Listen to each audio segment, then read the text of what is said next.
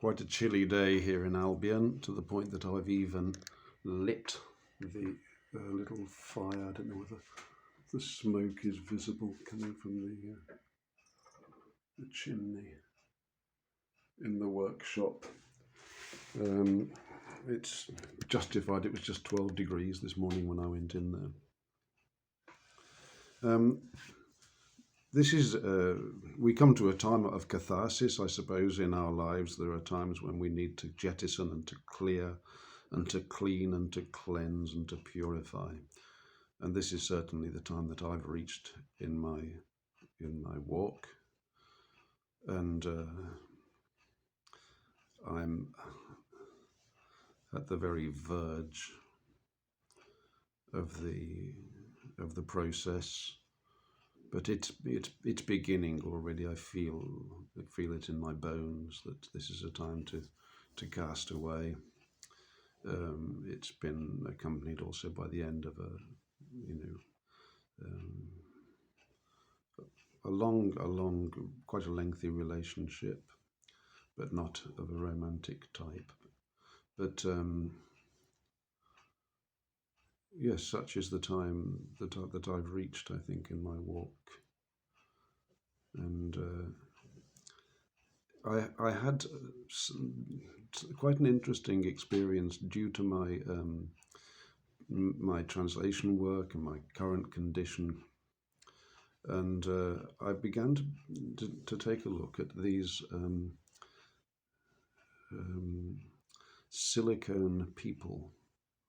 Silicone people, I shall call them for the time being. Yet most of them, of course, are women, or supposed women, and most of them would appear to be about 20 years of age or less. And they're made of silicone. Now, we've seen this on news programs. I can't remember the names of the different people that we've been presented with silicone faces that are beginning to look rather realistic.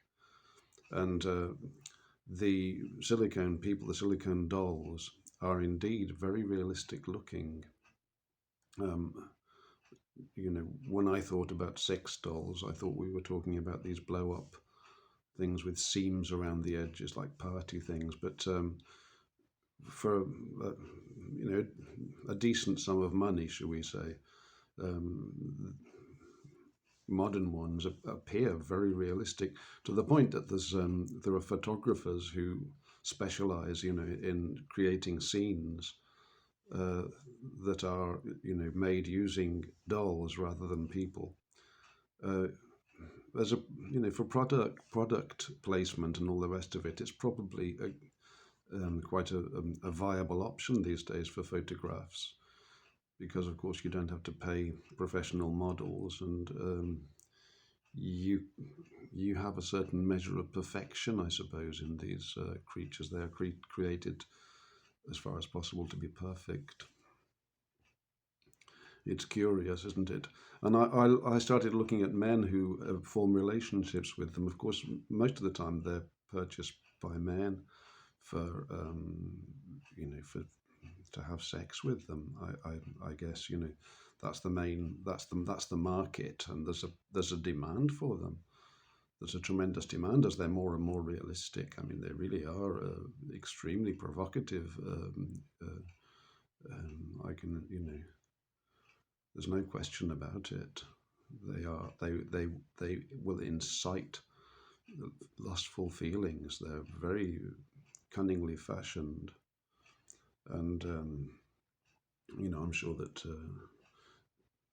young men, in certain situations, will get hold of one of these things and use it.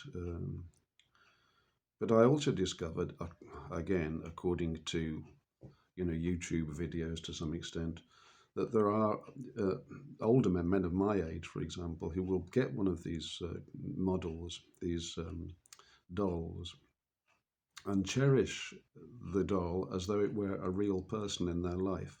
These are men. I mean, there's a great deal of loneliness in our modern society, as everybody knows, and particularly men are afflicted by it because we are so hopeless. inadequate at reaching out and being social creatures, and proudly independent many times also, of course. And apparently some of these men have taken the very bold step of getting involved in a silicone relationship. And I thought it was quite curious that such a thing could be. Now, whether it is or not, I don't know, because again, I'm relying on, YouTube documentaries, and I don't know anybody who, is in a relationship with a doll. I know people who are in a relationship with a pet, which is, in some respects, you could say weirder, but we take it for granted these days, don't we? People give personalities to their cats, and they swear by them, and some people prefer their pets to people, as I'm sure some people prefer their dolls to young ladies. But we're ultimately projecting, aren't we? This is what we're doing. I suppose with a pet, they are intelligent creatures to some extent. They have a measure of intelligence, and we can see they have the capacity to learn. But I think some of the fonder sentimentalism that creeps in is not really entirely helpful, because it's imbuing animals with a spirit of man, and they don't have consciousness. We have to remember that. It's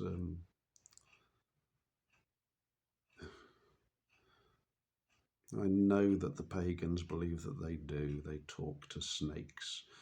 I have a friend who talks to crows and talks to squirrels and has meaningful conversations with these animals in his estimation. But if I were to judge the matter from a purely rational intellectual standpoint, I would say that, talking to a crow or talking to a squirrel, whether it be possible or not, it will not increase your understanding. In fact, it might diminish it slightly. I think it's far better to seek places of learning and wisdom for one's instruction rather than to imagine one talks to animals. But if it were to happen, of course, God can move in any creature and speak through any creature, speak through his creation. Of course, there is the voice of God within creation. So it can't be dismissed.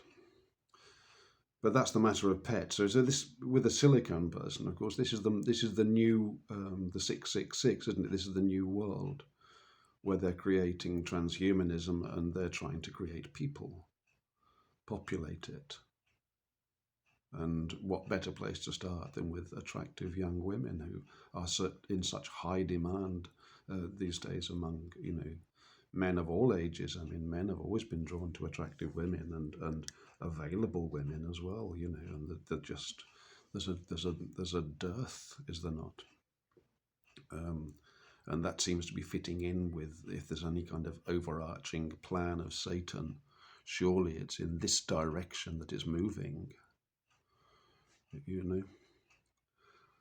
So there's this matter, you see. Now, it's an interesting fact that these the technology, I think, at the moment is moving towards animatronics, of course, so that these creatures can be made to move and to have, a certain level of physical responsiveness.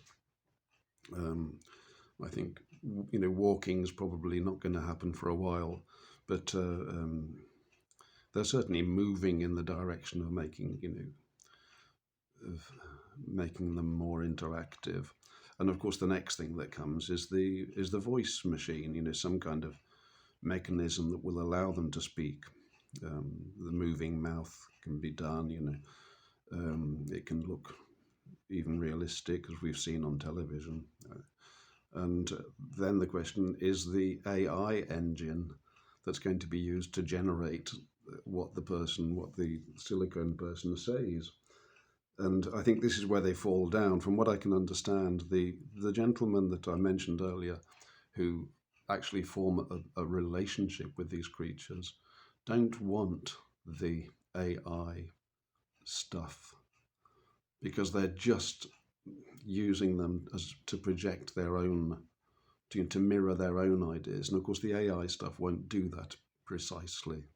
And the AI stuff also is so fake. And at first, it sounds convincing. You see, this is how it is. They become very clever at this stuff, and so initially, it really can draw you in, and of course, it will learn from things that you say, and they can feed it with all sorts of information. So it can probably, come up with a bit of spiel that would, you'd find quite intriguing and start to believe that you are actually having a conversation with a sentient being, with a conscious being. But inevitably, it doesn't take too long that the engine will start to have a quirk, something that just doesn't quite fit, and our mind is so fashioned that such a thing tends to make the whole illusion unravel rather quickly. My experience with AI is limited to my translation work. AI is used increasingly to try to generate some form of intelligible text in English. I work from Italian, but it generally fails really miserably unless we have just lists of formal lists of this, that, and the other, and very simple instructions as though it were machine code. Yes, that can be translated because it's formulaic. But anywhere where has to be a measure of understanding, it just falls flat on its face. And it doesn't really matter how much they refine it. We are conscious beings. We reach out into the world with our understanding, and this is the subject of our striving. You can't mess with language. You cannot fake it in this particular area. The language is so primal. Language is the driving force that God used to create the entire world. We know this. The things that we say, that's why it's so important that we should speak kindly and praise God with our mouths. You see, because language is fundamental and it creates our reality in a way. This is why my New Age friend often tells me, don't say such and such a phrase when I say something which sounds negative to him. He says, you're creating you are putting a negative thing into the world. And so there's an understanding of this, and I don't entirely agree with him on that score, of course, because I think there are things that need to be decried. But nonetheless, we're in agreement about the power of language, although he comes at it from all sorts of crystal I'm not quite sure, and perhaps the crows told him. But he's right. Ultimately, there's truth in that. So language is important, and it's interesting. Also, I made a parallel. You see, because I had a friend for quite a long time, and she was always so pleasant to speak to and obliging and sensitive in her speaking. I was quite charmed, and I enjoyed talking to her very much. But it took a lot longer. This wasn't obviously AI, this is a person. But after a while, I began to realize that she was deliberately presenting a certain persona, should we say. It was something that, not because she wanted to deceive me, but that's because that was how she related to the world, And so she would always be cheerful and gay and upbeat. And after a while, of course, when somebody's like that, you realize you're not this. This is just a surface. To have intimacy with somebody, you have to have a relationship with somebody. You really have to see a gamut. You have to understand. You have to feel the vulnerability of the person, see their sadness, and not just their ecstasy. If you only see one side, then you're being shown a movie, really. And she had this method. I've noticed that she was using it after a while, that she would mirror. So her speech was very pleasing to me. Her reasoning was pleasing to me, although we don't share the same philosophy or theology at all. Quite the opposite. But nonetheless, I enjoyed very much talking to her. But then when I saw her in other settings with other people, her her speech and diction changed. You see, because she was mirroring them. That's how she walked through the world.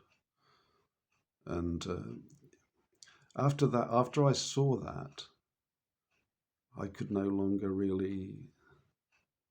It destroyed the illusion, shall we say? It shattered the illusion, and I was sorry to see it as well. I would have preferred to have a real relationship. Even if somebody's going to tell me to go and take a long walk off a short pier, which does happen from time to time, as it happens probably to all of us. But even then, you see, a real relationship, what is it? Because so many people in the world, because of our trauma and because of our psychological hang-ups or whatever, we, they confuse themselves with the world. So it's hard to have a relationship with really anybody to some extent, because there's so much projection and defensiveness happening all the time as people seek to deal with their unaddressed, hang-ups in a way. I mean, people need to deal with that stuff, and then we can sit down together and have, a meaningful relationship and a meaningful discourse. Get yourself out of the way, okay? Whatever hang-ups you've got, right? Because we've all got them. And we need to minimize that stuff, you see, and we need to allow the Spirit of God to flow through us. And so that our personality, or whatever you might call it, or our preferences, our skills, can be used to their proper advantage, and we can have pleasure in sharing the gospel among the brethren, and we can support one another and guide one another in love and peace and understanding. God bless everybody this morning.